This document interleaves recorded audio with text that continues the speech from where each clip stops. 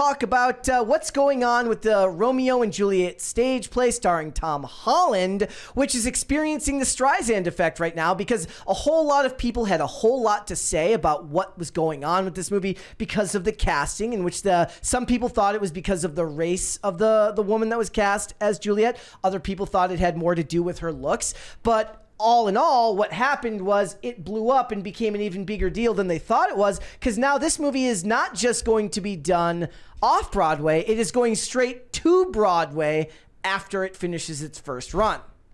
And that is a perfect example how sometimes the first tweet I saw about this says, "Get woke, go broke, crowd real quiet right now," which is kind of true. And also, I mean, somebody's into it. Or was it like, again, I get so cynical. Like, was this always going to go on Broadway no matter how much bad press it got because they felt like it was worth it? Yeah, I mean, I think a lot, like how much of it is like people bought the tickets out of sheer curiosity, right? But they were like 200 euros.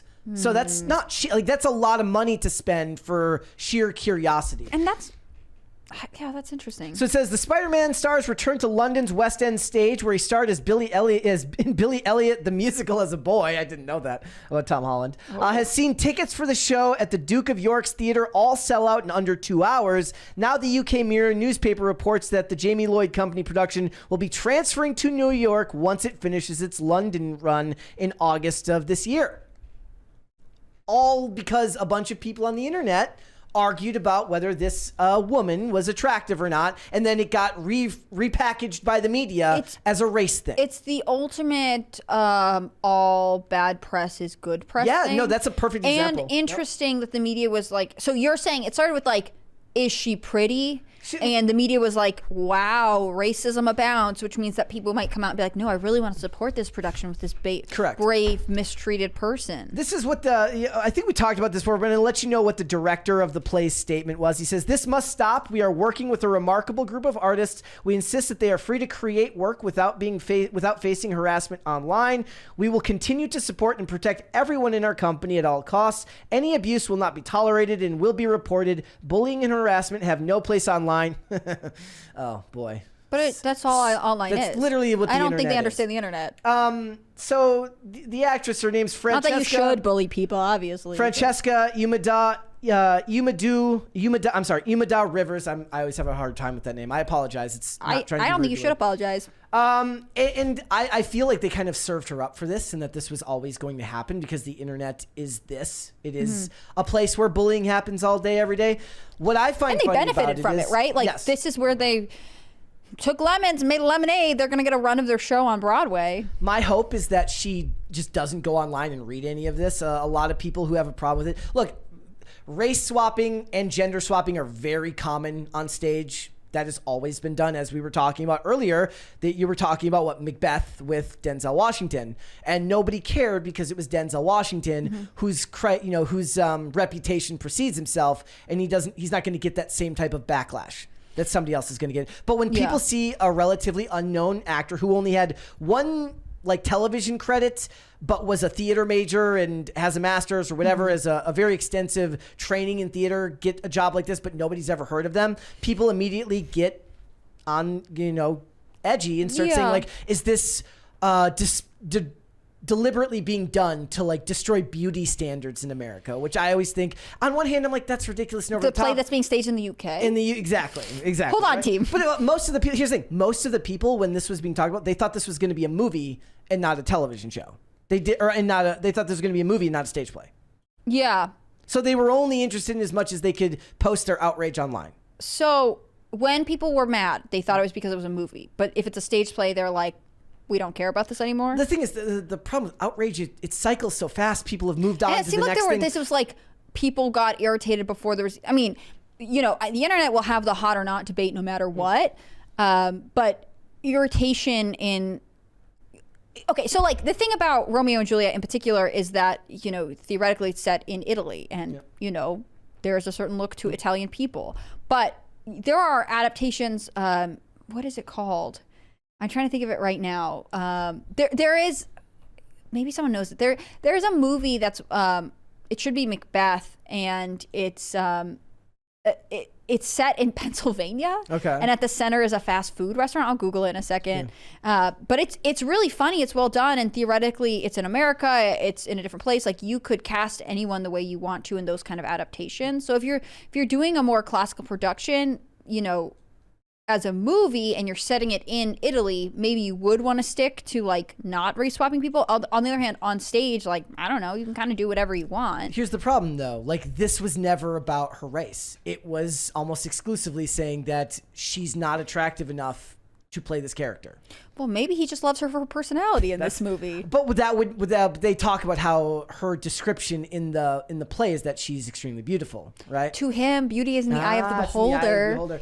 But it goes beyond this, because there's other people who are speaking out now. So this is another thing that I read today. It says, y'all remember the actress that was playing the younger version of Lady Danbury? She's asking us now to put pressure on Tom Holland to speak up against the racist attacks being thrown at Francesca. So is he supposed to come out and be like, hey, I have a mixed race girlfriend. I obviously think this person is attractive, but not as pretty as Zendaya. Then he's got to worry about what Zendaya says too, because he's like, look, she's good looking. Because it seems like it's not a race. If it really is about like her physical attractiveness, yeah.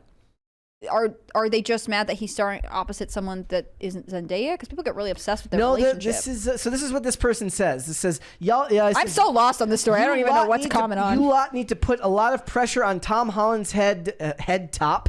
I need my guys to say anything about the disgusting racial abuse being thrown at our angel Fran. Comment, tweet, share, pressure him. If you could, send the text to your sneaky link that you really shouldn't be talking to. You can do this. Our power as a people and a community should never be underestimated. Avengers Assemble. They're literally saying Avengers Assemble to go bully someone into saying something. Yeah, well, being like cute up, being like, oh, we know you're not supposed to be talking to that guy, but you're doing it anyway, so might as well you do something good with it. Like, so how serious is this cause if we're throwing in our little cutesy comments? And this is what it always comes back to me on both sides, is that it really just, like, for something like this, it just comes about social pressure and getting someone to bow to your will. Yeah. I am sort of lost on what the internet's mad. Like, what are we mad about? They were mad because they don't think that she's very attractive. And they think And is that because she's not white, or is that no, because they just think that they she would looks be like a guy? They have like produced another list of like other women that they're like, here's a whole group of other people we think would be better fit. I gave the example of the movie Romeo Must Die, starring Jet Li and Aaliyah. Aaliyah was gorgeous, and that was a take on Romeo and Juliet, albeit a movie and set in the year 2000, about crime families. Yeah. But, I think a lot of people, they're just so used to seeing this now. There's a lot of discussion about the destruction and the removal of beauty from Hollywood. And the thing is, the outrage is over. Everyone's moved on to Rapunzel now, and we're probably going to be talking about that tomorrow. Now they're arguing about the race swapping, the race swapping of a movie that's not even being made yet, where they're just theoretically casting someone as Rapunzel, the girl from the new Mean Girls musical, which nobody should go watch, by the way. Yeah. And the outrage is cyclical, and they're off to it by the next day, and it's just like nothing changes. And who wins in the end of this one? The stage play won.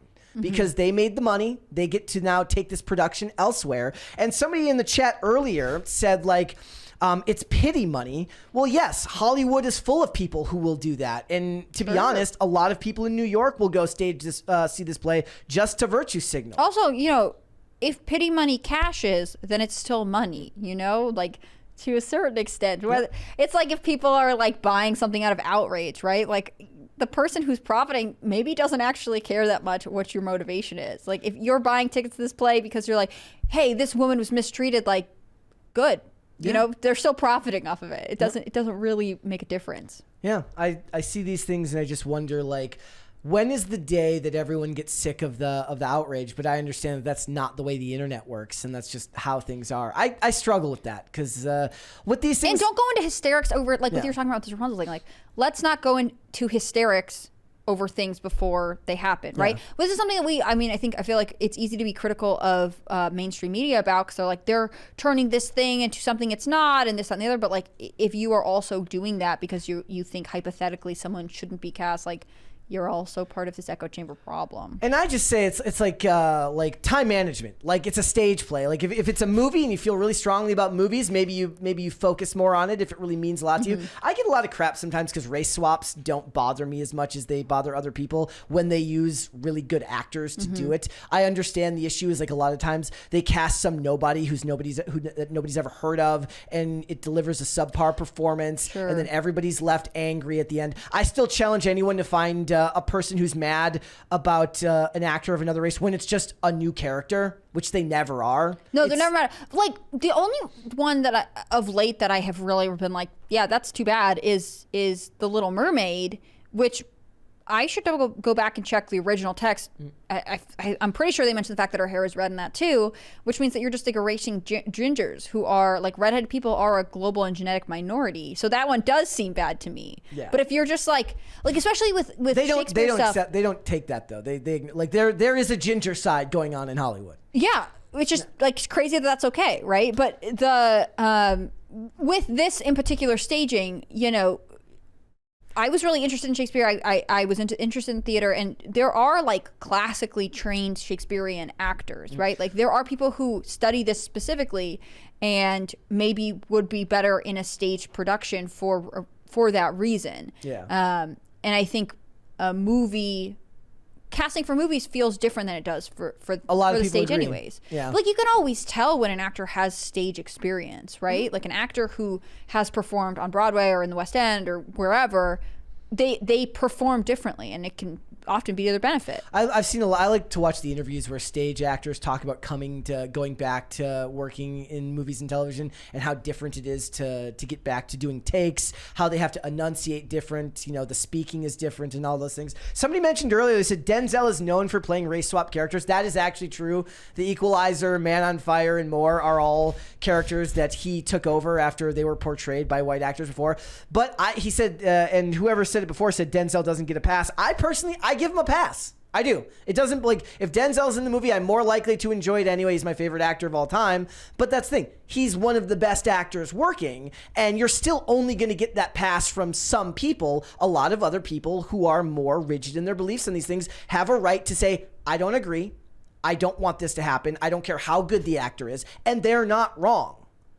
Yeah, it's hard to say because it depends so much on how the production is staged, any like interpretations or anything else. But generally, I'm against like just randomly dropping in people of a race into a period drama just to prove a point by modern standards. I don't think that's good. Yeah.